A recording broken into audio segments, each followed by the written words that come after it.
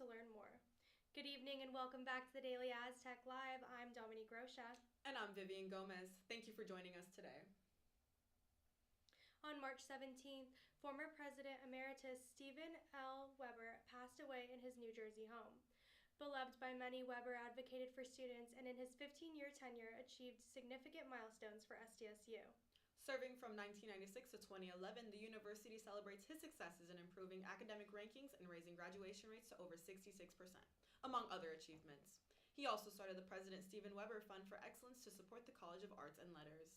Weber left a lasting impact on SDSU, and his investment and dedication to the school is a remarkable feat upon his legacy, as well as all those he served.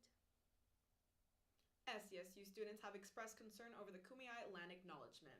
The land acknowledgement raises awareness and recognizes the illegally taken land that San Diego State resides on. In 2022, the school senate voted to make recognizing the acknowledgement on the syllabi optional for professors. Some students and faculties feel that the land acknowledgement is treated as a moral obligation and has students questioning the value the school places on it. As of this past Monday, the Associated Students Executive Officer candidate debates have been ongoing. The debates are held at noon in the Student Union Courtyard until tomorrow, March 21st. These debates are hosted and moderated by the Daily Aztec and can be live streamed on the Daily Aztec YouTube. Hear from student leaders about their ideas about governance on the student body at SDSU. Be sure to make your voice heard and submit your vote on the my.sdsu website as voting officially opens on March 25th. The 2024 Student Symposium was the largest one yet. 650 San Diego State students showcased their scholarly projects that covered a range of topics, including homelessness, gender roles, and additional artistic exhibits. Students were able to receive feedback from SDSU and San Diego community members. This year, the symposium expanded, adding artistic representations as well. In the end, over 90 students and teams received cash prizes for their submissions. That's all for news. Coming up next is sports with Abigail Segoviano and Hayley Lawson.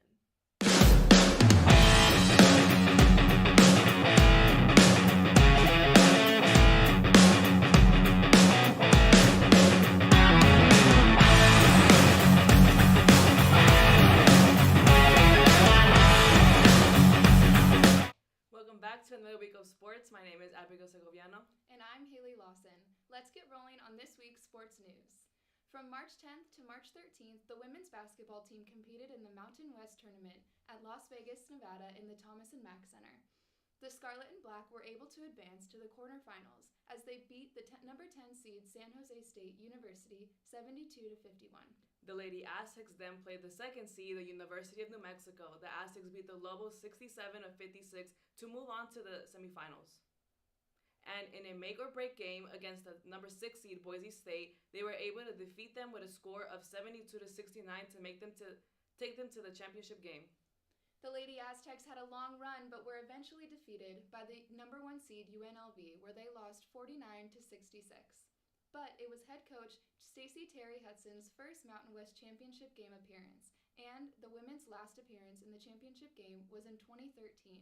What a great run they had this season.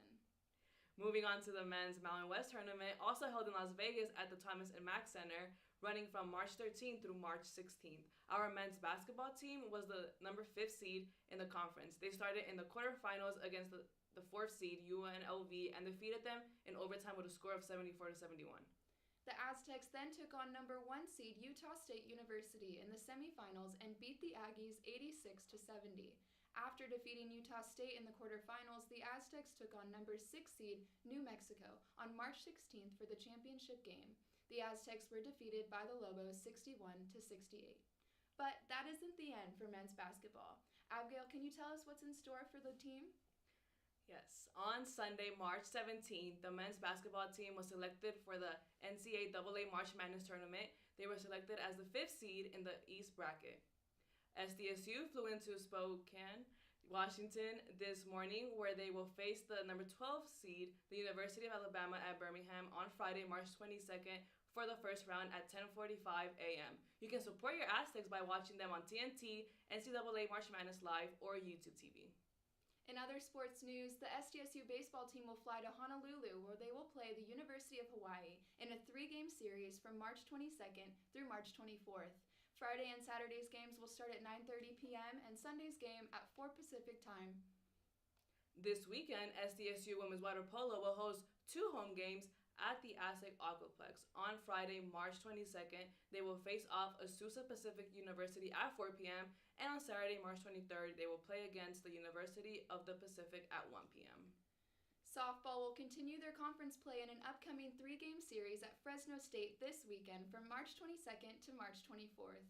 Friday's game will begin at 6 p.m., Saturday's game at 2 p.m., and Sunday's game at noon. Women's lacrosse will head to UC Davis this weekend to continue their play in the Pac-12 Conference against the Aggies on Saturday, March 23rd at noon. Starting in the 2024-2025 season, SDSU Women's Lacrosse will be an affiliate member with the Big 12 Conference, moving away from the Pac-12 Conference. Women's tennis will be hosting their 3rd Mountain West Conference game at the Aztec Center against the University of Nevada, where they will go head-to-head against the Wolfpack on March 24th at noon. Go Aztecs! Well, that's all this week for sports. Stay tuned for arts and culture up next.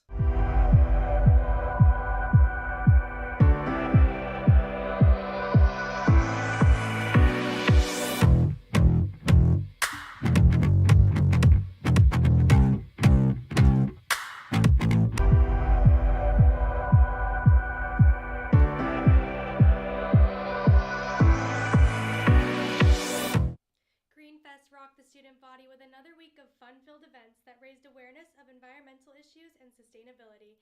This week was filled with events including the Discover Your Roots event on March 11th and the Sustainable Career Fair on March 12th.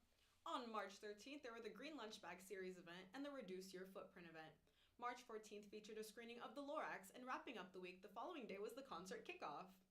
The week closed out with a bang with the Green Fest concert that featured Denzel Curry and student opener Koshin. Here's a look at that performance. So my what up in this life? Middle fingers up, I don't with a 95. I keep it true to me, what the fuck would I live a lie? So my wow, that was awesome. Yesterday, the School of Journalism and Media Studies held its annual Screening Circle. The Screening Circle occurs every semester, aiming to amplify voices in the journalism space. I actually got to check it out with Hayley Lawson. Let's look at her time at the events. The doors are about to open at today's JMS Screening Circle event. This semester, we have special guest Christopher Rivas, an actor, author, and disruptor, here to share his story with us. Let's see what today's event has in store. The School of JMS aims to cultivate conversations about the diversity and representation in the media. Christopher Rivas hosted a Q&A session and created an interactive way for students to be involved in the event. Rivas shared excerpts from his book, titled Brown Enough, as well as valuable lessons.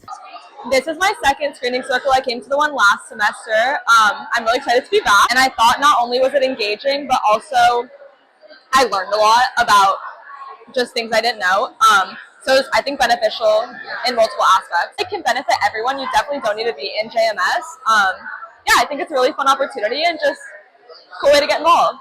This is my second time at the Screening Circle, but it's kind of like my second time as like the editor-in-chief of the GA to kind of be like involved in seeing all the other organizations get together. It's a good thing for the JMS department to kind of showcase underrepresented communities because it gives students the chance to be like, I see people within these professions excel so well, so it's like, okay, I can definitely do that. So I think it's very great that JMS is able to showcase various types of intersectionalities together. So overall, I think it's a very worthwhile thing that they're doing for the entire department and also for SDSU as well. A lot of people have good ideas, but because they don't know how to make it happen, they don't take the first step. And so you just got to take that first step. Today's event gave students the opportunity to learn about media representation. To learn more about JMS' next screening event, visit their website or their Instagram. For the Daily Aztec, I'm Hayley Lawson. It was such a great time at the event. Definitely. SDSU's historic majorette team, the Dancing Diamonds, took to the Student Union stage to showcase their Legends of 11 performance. The first ever West Coast majorette team highlighted Black culture through impeccable choreography, featuring group performances, solos, and a tribute to Michael Jackson. Stay up to date with the Diamonds by going to their Instagram. A night full of laughter and jokes. San Diego State's very own long-form improvisation team, Iota Eta Pi, celebrated their first improv night of the semester in the Hepner Hall courtyard. Held on March 5th, the event called Iota Eta Pi's Night at the Movies was hosted by Jordan Edens. Fake movie auditions, a dating show, and documentary confessionals all came together in a night of improv, all under the cinematic genre. Being the team's 5th show, they look to hold more shows in the future. More information about the club and future events can be found on their Instagram.